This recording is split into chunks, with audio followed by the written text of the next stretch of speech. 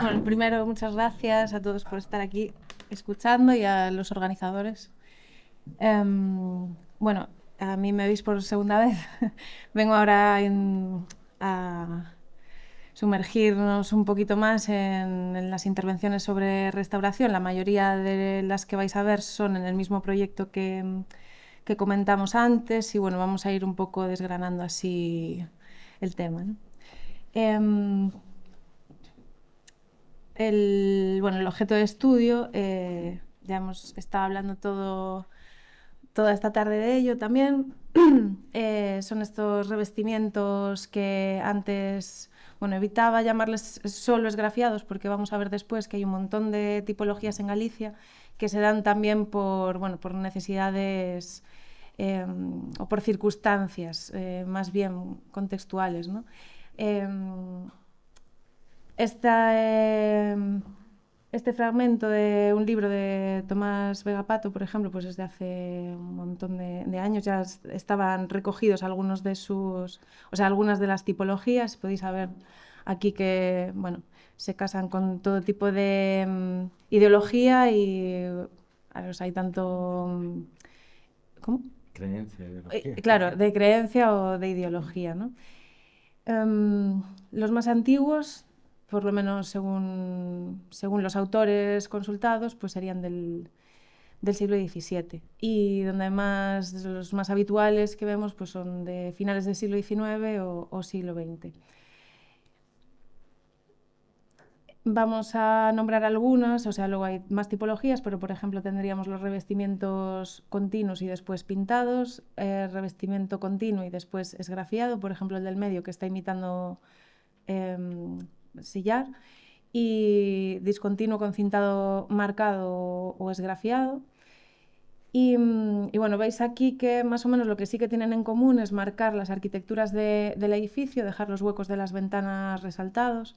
Es algo que vamos a encontrar tanto en todo tipo de construcciones. Los materiales de construcción básicos van a ser los mismos que la restauración, tal y como, por lo menos tal y como nosotros hemos planteado nuestro ejercicio, ¿no? Estas experiencias que hemos tenido. Por un lado está la cal. En las primeras experiencias utilizamos cal que habíamos apagado hacía unos años nosotros mismos y habíamos filtrado y luego posteriormente utilizamos otras cales en pasta y esporádicamente cal hidráulica, ¿no? Dependiendo en qué caso.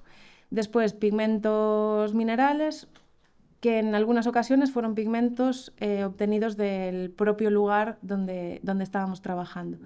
Después os explicamos un poquito más, pero porque a veces era un poco la fuente que tenían de colorear la propia pasta. Y luego en herramientas, pues básicamente herramientas de construcción, de albañilería habituales y de estucado. Exceptuando la jeringa, ¿no? Para, Y alguna para jeringa, las sí. inyecciones.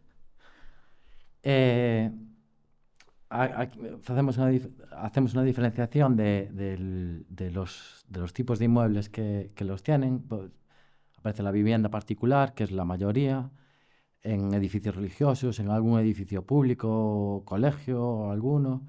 Y construcciones auxiliares lo puse en interrogante porque son pocas, exceptuando los hórreos. Que los hórreos es un tipo de construcción en Galicia que como que tiene mucha importancia, no porque haya muchos, sino porque cuando los construían, pues le ponían cruces, los decoraban, les ponían esculturas encima y siempre un hórreo bueno era de una casa buena, tenía como un valor, ¿no? Y que el esgrafiado lo usen en fachadas principales, en bienes, en casas rectorales o en los hórreos, era también la importancia que le daban a hacer el esgrafiado o el revestimiento, depende del caso. El tipo de fábrica, como toda la arquitectura tradicional, pues en la zona, pues si tienen esquisto, lo hacen de esquisto. Si tienen granito, lo hacen de granito. Según el material que tengan, pues tienen un tipo de fábrica. Ese tipo de fábricas o los entramados, que hay la tercera foto es de un entramado, pues dependiendo del tipo de fábrica o si es un entramado, pues va a condicionar un poco el estilo a veces. No siempre, pero a veces un entramado siempre tiene que dar un paño liso completo. Cuando hay piedra muchas veces la dejan a la vista. Si tienen sillares grandes los dejan más a la vista. Si es de canto rodado, que aquí no hay ningún ejemplo, lo cubrían prácticamente porque como hay poco agarre, si dejaban piedras a la vista, el agarre iba a ser mucho menor. Y después las argamasas, pues también, igual que toda la arquitectura tradicional, pues lo que tengan, ¿no? Si hay tierra cruda buena, pues lo usaban de argamasa, se abre en algunos casos o cal. Y la argamasa, así como la fábrica nos decía un poco del estilo a veces, ¿no? Pues las argamasas a veces las alteraciones, porque no tiene el mismo agarre, pues el revoco sobre cal que sobre una argamasa de tierra, pues la compatibilidad es diferente y si hay problemas de humedad o así, puede haber desconches y así. A nivel protección, hay gente aquí de patrimonio así que a lo mejor sabe más, pero por lo que vemos a nivel jurídico, los revestimientos no están protegidos en sí. Puede estar protegido el inmueble, ya sea porque es un BIC, es una iglesia románica o lo que sea, o porque está dentro de un conjunto histórico, un lugar de interés, porque pasa el Camino de Santiago, porque está en el entorno de un BIC. Y entonces, si es en alguno de estos casos, que el revoco esté protegido también depende, porque se tiene que hacer un proyecto y según el caso va a ir a patrimonio y patrimonio decide si es un elemento singular o no. O en otros casos va a los concellos, ayuntamientos y deciden, según el planeamiento municipal o como esté, deciden si es un elemento singular o no. Esperemos que siempre digan que sí, ¿no? Después, protección a nivel institucional. También tenemos por ejemplo, el proyecto que se habló a la mañana, que fue en conjunto entre el Consorcio de la Ribera Sacra y los concellos. Y bueno, fue una labor de protección también, de intervención, de divulgación, de documentación. Y a nivel social, pues tenemos los pros y las contras. Pues sí que hay casos de particulares que hacen un revoco nuevo, con decoraciones, o restauran el antiguo, a veces con profesionales, a veces ellos mismos. Y en general, como en todo el patrimonio tradicional, la falta de sensibilización y el reconocimiento social, pues es el contra. Yo aquí quería añadir que a una falta de normativa específica o de prohibiciones o bueno, pues no hablo muy bien a nivel jurídico, pero lo que estábamos viendo antes en cuanto a lo vinculante o no, que es una norma, una ley, sí que hay instrumentos en Galicia que pueden encaminar un poco las actuaciones, ¿no? No solo a nivel patrimonial, sino, por ejemplo, a nivel paisajístico. O sea, el paisaje es un marco de referencia para otras leyes o normativas sectoriales a las que este tipo de elementos de construcción tradicional se pueden adherir, ¿no? O alguien depende igual un poco más de la sensibilidad de técnicas y técnicos que estén un poco valorando el tema. Después hay otros instrumentos como la guía de color de los materiales de Galicia, por ejemplo, que está dentro de las GAP, que son las grandes áreas paisajísticas. Entonces ahí se diferencian en tipologías. O sea, la guía de color viene a decir que en ciertas zonas de Galicia pues, se van a emplear estos colores o estos otros para armonizar un poco el paisaje de lo urbanizado, ¿no? de la construcción. En un territorio tan disperso como Galicia, con unas zonas rurales pues tan dispersas, es un poco complicado llevar todo esto a cabo, pero son instrumentos que están ahí y que nos dan, por ejemplo, en la parte de la guía de color de las chairas orensanas sí que se reflejan las decoraciones tradicionales como elementos a tener en cuenta y elementos por lo menos a querer proteger. Luego hubo iniciativas también de documentación previas, como por ejemplo estas este inventario, este registro que data del 1992-1993, en los que ya se hizo una valoración del estado de conservación de algunos de los inmuebles que se visitaron en ese momento. Y bueno, la ficha no corresponde con las fotografías de al lado, pero bueno, en la primera, por ejemplo, pues viene a describir un poco el nivel de conservación, y luego en la segunda visita, hecha en 1993, pues ya había desaparecido todo el revestimiento. Entonces, con esto es para enfatizar otra vez que sí que hay iniciativa y que sí que hay una querer hacer, ¿no? Según donde nos encontremos este tipo de revestimientos, pues igual que antes decía Berna, esto va a ser un condicionante a la hora de tomar las decisiones de cómo vamos a intervenir en este tipo de patrimonio, ¿no? Puede ser una construcción exenta, una vivienda particular, en un núcleo X y que no tenga más protección. Puede ser un propio inmueble BIC o una construcción con una afección en un entorno, o sea, de un bien catalogado.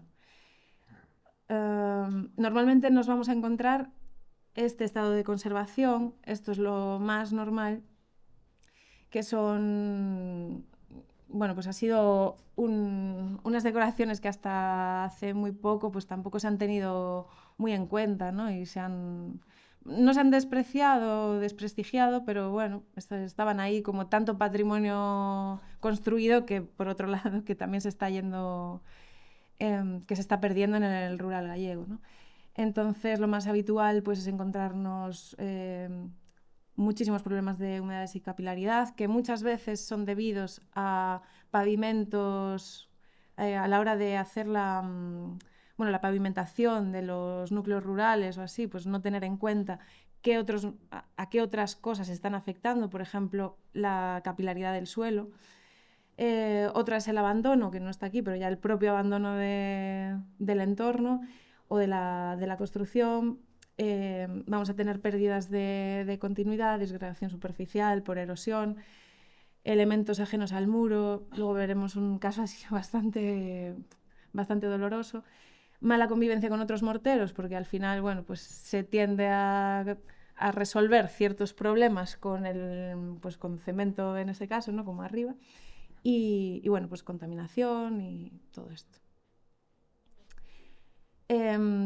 Seguimos con los condicionantes, y una cosa que nos va a influir también en tomar unas decisiones, por ejemplo, en el primer proyecto de Ribeira Sacra, lo que se hizo antes de todo, lo que se pidió, fue hacer una localización para ver dónde interesaba más intervenir, ¿no?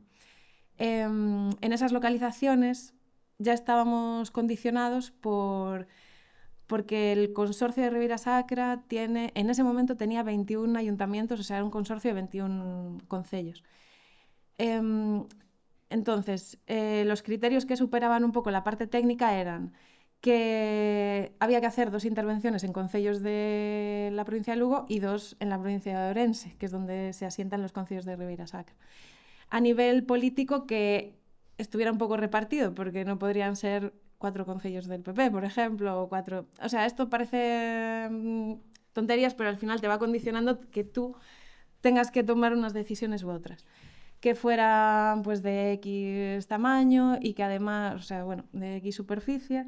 Y bueno, había así como varias decisiones que condicionaron que hiciéramos las localizaciones en unos sitios o en otros. Pero además de todo eso está el estado general del edificio, qué posibilidades y previsión de mantenimiento hay por parte de particulares, o bien de la iglesia si fuera de la iglesia, o bien de los propios concellos, el uso actual o el previsto, la disposición económica del proyecto, porque con 10.000 euros haces una cosa, con 5.000 otra y con 2.000 otra, y eso digamos que a veces no se hace un presupuesto, sino que te viene ya dado y tú te tienes que adaptar. Y bueno, pues la ubicación, la exposición al clima, la forma del edificio, el cableado y otros elementos. Y por ejemplo, este fue un caso de uno de los sitios que se localizaron como posibles candidatos a ser intervenidos en esa primera fase. Y a los 2 meses, o sea, aquí está claro que el mantenimiento del edificio, bueno, o sea, que necesita una rehabilitación integral y que lo de menos, entre comillas, va a ser el revestimiento. Y a los 2 meses volvimos a pasar por ahí y solo quedaba la puerta en pie. Hay que darle un poco de caña. Dale, dale. Bueno, voy a explicar dos intervenciones, o una rápido, que se hizo de conservación de uno de los revestimientos, ¿no? Los criterios son los de conservación-restauración, de minimizar la intervención, de proteger el original y de conservar todos sus valores, tanto estético como histórico, como simbólico, como todos los...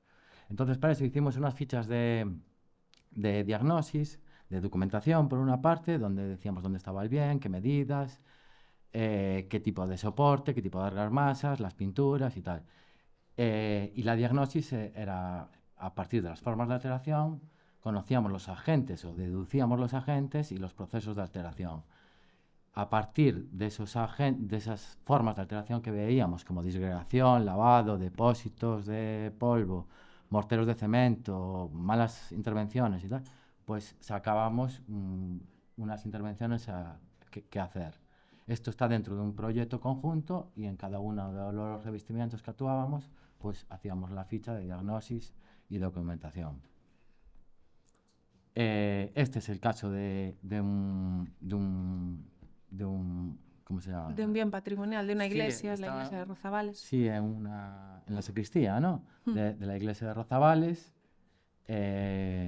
Aquí vemos lavados, erosión y las... Bueno, después explicamos. Aquí un mapa de propuesta ya. Primero se hizo el mapa de alteraciones y las propuestas que considerábamos. La documentación, por ejemplo, teníamos una foto antigua donde se conservaba más de lo que nos llegó a nosotros. Este es la fotografía de inicio y la fotografía de final. Aquí apenas se reintegró, sí que se dio la capa de pintura de protección, pero apenas se reintegró más que lo que la foto antigua de documentación nos daba, y el resto se dejó una tinta plana. Este es otro inmueble en Pantón, más o menos lo mismo, características del inmueble, diagnosis, y esta es la fotografía inicial y la fotografía final. La diferencia entre los dos es que uno es un bien patrimonial y el otro es una casa de un particular, que también es otro condicionante a la hora de decidir y de acordar el tipo de intervención que vas a hacer, ¿no? Sí. Sí, bueno, en el otro se priorizó el valor histórico y aquí también pues la habitabilidad o el interés del particular, ¿no? Sí que hubo una interpretación un poco mayor, pero bueno, es menor de la que parece en realidad. Las principales formas de alteración, pues vemos, bueno, ya nos lo decía antes Diana también, pues grietas, desplacamientos, colonización biológica, elementos ajenos que dañaron el revestimiento, morteros de cemento en muchísimos casos, problemas de humedad, lo vemos en la foto de abajo de la derecha, que claro, no había canalización de aguas pluviales, se iban todo por encima del revestimiento, lo fueron degradando, lavando, manchas de humedad, faltas en general por muchos motivos, de desplacamiento, de disgregación, y estas son acciones de intervención. La primera es una media limpieza de colonización biológica y de depósitos. La segunda también, bueno, de limpieza biológica de depósitos. La tercera, la primera de abajo, es la inyección de morteros fluidos para una adhesión y relleno de ese hueco. Y la siguiente ya son ahí tapando pequeñas faltas, también por protección. Aquí vemos en la primera se está consolidando con agua de cal tanto el propio revestimiento como el soporte. Aquí era un soporte, la argamasa del soporte era de barro y se consolidó también. Después una capa de protección, reintegraciones de color. No sé si quieres decir algo. No, lo único a destacar de la mayoría de revestimientos que hay aquí en Galicia es que la cal era un bien tan escaso y tan preciado que las capas normalmente, menos en ciertas zonas, es mínima. O sea, es nada, papel de fumar. Y bueno, pues que complica un poco más a la hora de poder limpiar, por ejemplo, no a la hora de consolidar y todo eso. Y así la degradación también es mayor. Bueno, esto es otro ejemplo de uno que habíamos hecho en Montefurado, al sur de Lugo, y bueno, la tinción de cal con pigmento y un poco el proceso de restauración. Después, lo que lleva un poco todo este proyecto también es que particulares se interesaran, bueno, particulares o instituciones, porque la de la derecha es un museo, se interesaran por replicar la técnica en sus fachadas, ¿no? Ya con diseños, pues a veces un poco más actuales y otras veces replicando ya el diseño pues que igual se encontraba en la misma aldea, ¿no? Como el de la izquierda del todo, que era al lado había una fachada muy parecida. O estos, por ejemplo, de la zona también de Pantón y de Sabiñao y de Puebla de Brullón. Aquí hemos trabajado en la primera campaña, trabajamos Bernard y yo, pero ya os enseñaba antes una diapositiva donde nombrábamos a más profesionales que han estado trabajando en estos ejemplos. El primer ejemplo de restauración era de Diego Iglesias, de un restaurador, y de Alba Losada, y bueno, y los siguientes también se han hecho entre más Bueno, se personas. formó gente, ¿no? También, por ejemplo, también está con Alba Losada, tú también estuviste con Paloma. Sí, o con sea, sí que... Prado. Sí. Hay un montón de gente, ¿no? que al final ha ido participando y que hemos ido, bueno, durante estos años aprendiendo mucho de cosas que hay que hacer y cosas que no hay que hacer, que también es bastante importante. Que gente local también, Nando, que vive allí, sí. Tal, se involucre e intente conocer la técnica. Sí, o canteros de la zona, ¿no?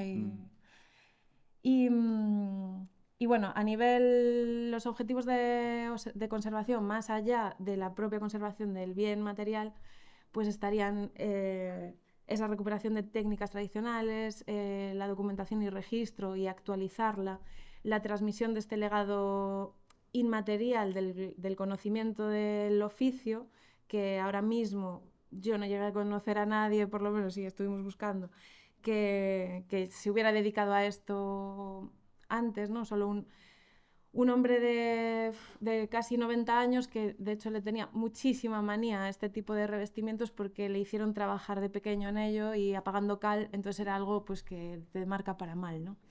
Y bueno, la promoción de ese trabajo especializado, la sensibilidad hacia el patrimonio construido y también hacia nuestro paisaje. En esta diapositiva aparece alguien muy especial, aunque aparece de espaldas, que es Pedro Iglesias, que murió hace unas semanas y le queríamos dar desde aquí un pequeño homenaje porque fue un fiel y trabajó con mucha constancia en el tema de la recuperación y la restauración de esta técnica. Y bueno, era un hombre que a veces se vestía con la sulfatadora con agua de cal y se iba por ahí a consolidar y gracias a él se mantienen muchos, ¿no? Entonces desde aquí pues nuestro homenaje. Y nada más. Muchas gracias a todos.